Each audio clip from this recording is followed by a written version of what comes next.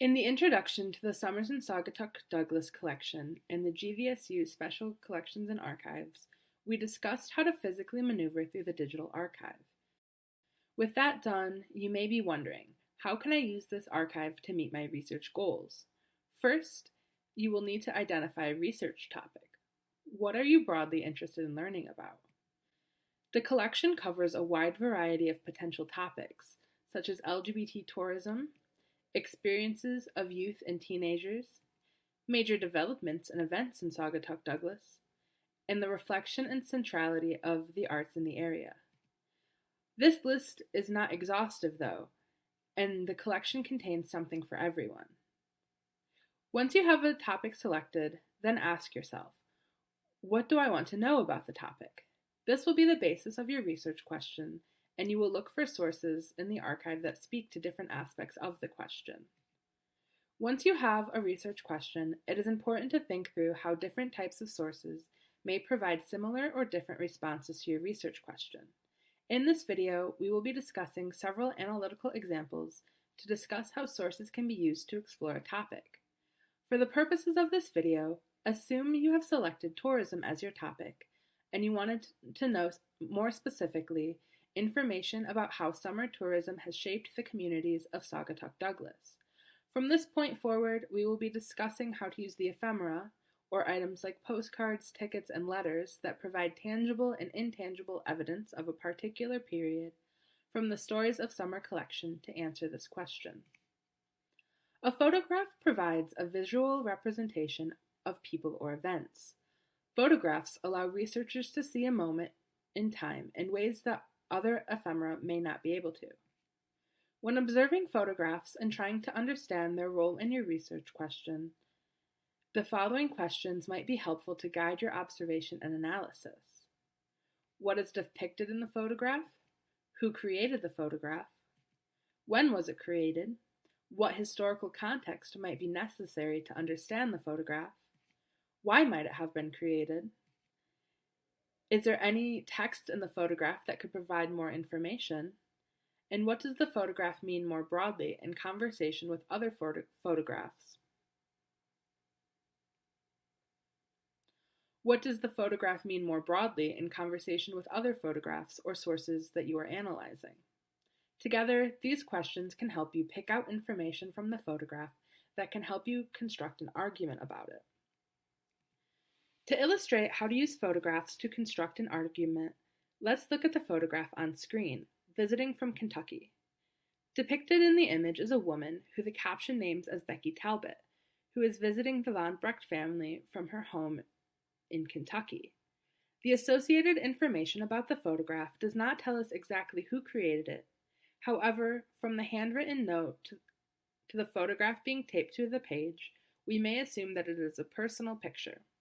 The picture is dated 1929 to 1930, which suggests that it was taken during the beginning of the Great Depression. This could suggest two things.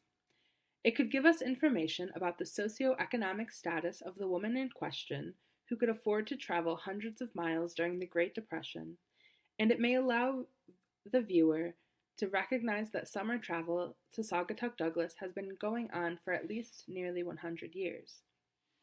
Alone, this image provides us a lot of information about Saugatuck and Douglas. First, it suggests that the area was well enough known that individuals from outside of Michigan would know to travel there.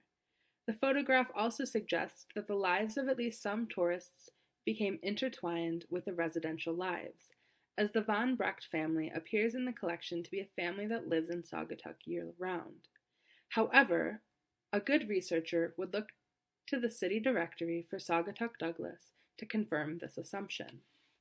The writing along the photograph also provides a description of the actual buildings in the area. Together, this one source alone provides a significant amount of information about Saugatuck and Douglas. The Stories of Summer collection has a variety of written ephemera that could also prove helpful to your research. Such documents include both handwritten and typed letters, newspaper articles, informal pamphlets, and other similar documents. When considering sources that are written word, there are several things that are important to be aware of. First, it is important to ask yourself who was writing the document, for what purpose, and under what circumstances. Sometimes this information is not exactly clear. Still, we can make some assumptions based on what we notice in the document. For example, a standard article may not have the author's name attached to it, but we can assume that it was written for widespread distribution among the newspaper's target audience. It is also important to consider what the document actually says.